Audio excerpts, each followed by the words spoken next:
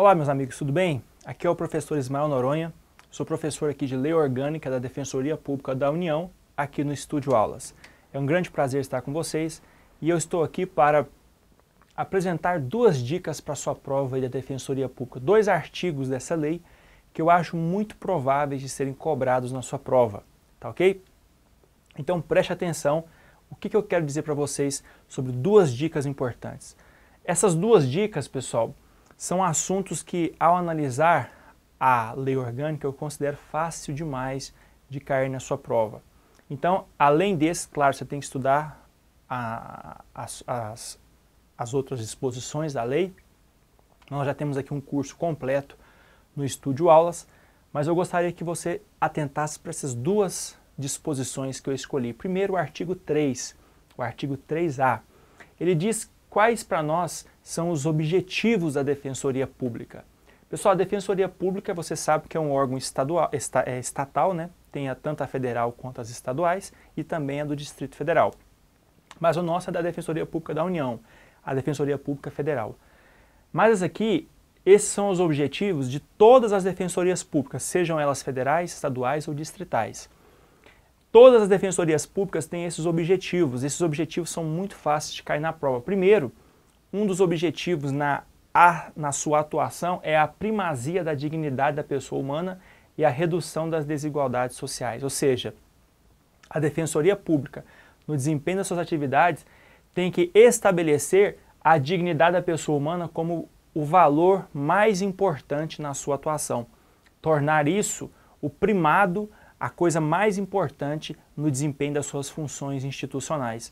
E também preocupar-se que as desigualdades sociais que existam na nossa sociedade sejam reduzidas. E como é que a Defensoria Pública pode fazer isso? Justamente auxiliando as pessoas que não têm condição financeira de arcar com a sua defesa, tanto no âmbito judicial quanto extrajudicial, a Defensoria Pública poderá aí intervir auxiliando essa pessoa, ok? Deste modo, as desigualdades sociais reduzem-se. Claro, não será somente o rico que terá acesso à defesa dos seus direitos. Também a pessoa sem condição terá, por meio da Defensoria Pública, toda a orientação jurídica e suporte para que ela possa preservar aí e resguardar os seus direitos, tanto no âmbito judicial quanto extrajudicial. Portanto, é evidente que a desigualdade que existia entre aquele que tem condição de entrar na justiça com seus recursos e aquele que não tem, ela é reduzida pela atuação da Defensoria Pública. Temos também a afirmação do Estado Democrático de Direito. Esse Estado Democrático de Direito significa aquele Estado em que as relações são todas dispostas pela lei.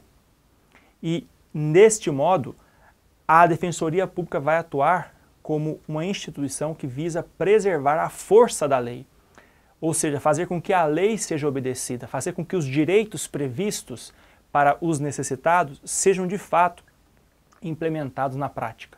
Então, a afirmação desse Estado Democrático de Direito significa que ela vai fazer de tudo para que o direito, as disposições da lei sejam observadas, obedecidas e assim as pessoas que têm essas promessas legais as recebam pela atuação também da Defensoria Pública. A prevalência e efetividade dos direitos humanos e a garantia dos princípios constitucionais da ampla defesa e do contraditório. Esses princípios aqui, eles estão dentro do que a doutrina constitucional chama de princípios do devido processo legal. A pessoa, quando ela participa de um processo, ela tem que ter assegurado a sua ampla defesa e o contraditório. Ampla defesa significa poder se defender por todos os mecanismos possíveis, por todos os meios legais, e contraditório é contradizer as alegações que foram feitas contra você. Então você tem que ter esses direitos aqui. E quem é que vai fazer isso por quem não tem condição? Também a Defensoria Pública. Então ela vai, com suas atividades, garantir que esses princípios da ampla defesa e contraditório previstos na Constituição sejam assegurados para todos aqueles que estão tendo aí a sua vida suportada pela Defensoria Pública. Sua vida, claro, judicial e extrajudicial. O outro dispositivo que eu queria falar para vocês é sobre o Conselho Superior. Pessoal, o Conselho Superior, ele é um dos órgãos da administração superior da Defensoria Pública. Nós temos órgãos de administração superior, órgãos de atuação e órgãos de execução. Dentre os órgãos da administração superior, um dos que eu acho mais importante para a sua prova é o Conselho Superior. Esse Conselho Superior, ele é composto por membros natos e por outros membros. Os membros natos desse Conselho Superior são 3.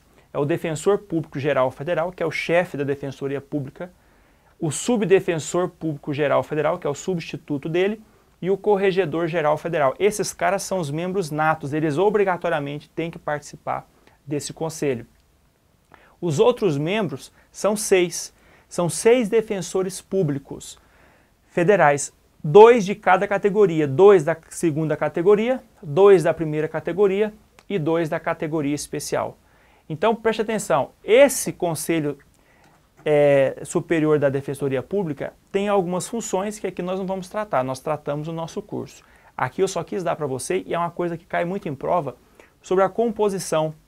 De novo, ele tem membros natos e membros diversos. Os natos são quem? São aqueles membros que obrigatoriamente têm que participar desse conselho. É o Defensor Público Geral Federal, o Subdefensor Público Geral Federal e o Corregedor Geral da Defensoria Pública. E quem são os outros 6? Temos 2 defensores públicos de cada uma das categorias. 2 da segunda, 2 da primeira e 2 da categoria especial. Convido você a fazer nosso curso completíssimo sobre todas as disposições que são possíveis de cair na sua prova e com a resolução de alguns exercícios que já caíram em provas anteriores. Tá bom? Um grande abraço, Deus te abençoe e boa prova para você. Até mais.